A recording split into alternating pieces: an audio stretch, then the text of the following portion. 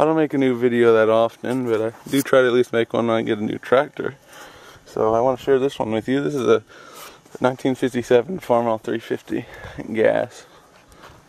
Got all the sheet metal, it's not on.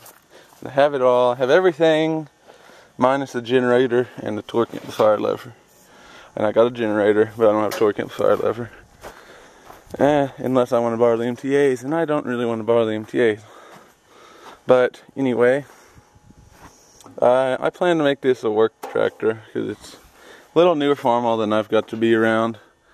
Although one is broken, it's got, I guess it gets those 3 remotes, 2 side and 1 rear. I guess the gear pattern is standard, but oh, it has power steering. It's got a few nice features like that. He said chances are the torque amplifier is good. The best he can tell, it's good. It looks good inside and everything, so we'll see about that.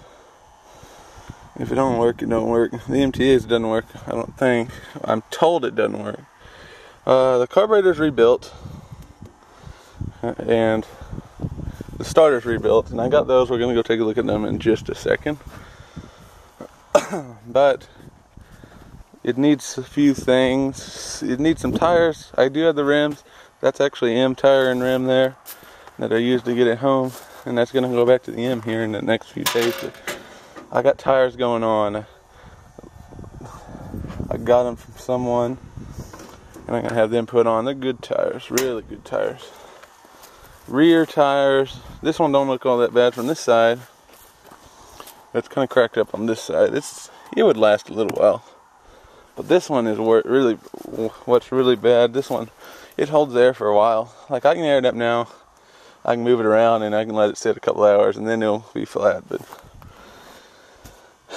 it's really cracked up down there and stuff. So at least gonna have to change this one. Now the rim it feels pretty solid everywhere, but it did rust out a little right there, it looks like. So I'm gonna have that fixed up probably before I put any tires on.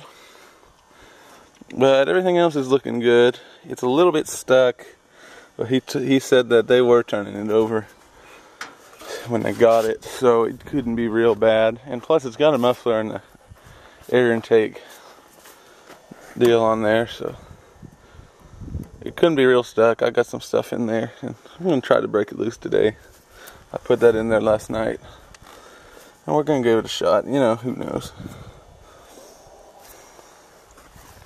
But what else was I going to say? Oh, the oil. Something happened to the dipstick. I don't have the dipstick. That's the other thing I don't have.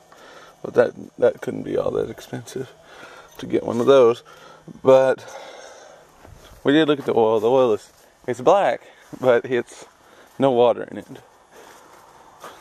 So it shouldn't be too hard to get it running. As soon as I get it broke loose, it should fire up. I gotta get coil for it. I think I have one.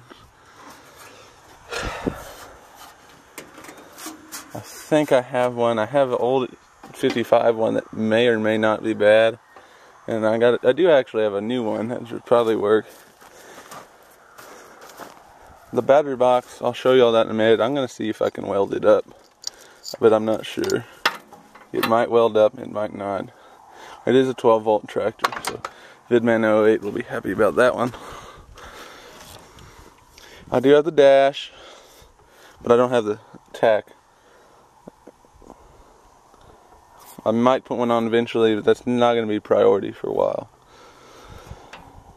But I do have the dash, and I do have a full set of spare Super MTA gauges that are probably going to go in there. So the old gauges, they don't look like they're no good.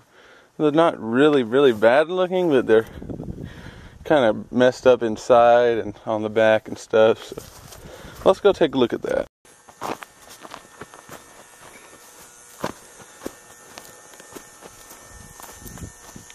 Alright, so here's the battery box. You can see it's pretty ate away. My MTA, most of the bottom was gone, but although I was still sitting on it. But you see this one's pretty bad. I might try to reinforce it, weld some angle iron in there, and get, oh look, it's got a implement light plug there. That'll be interesting.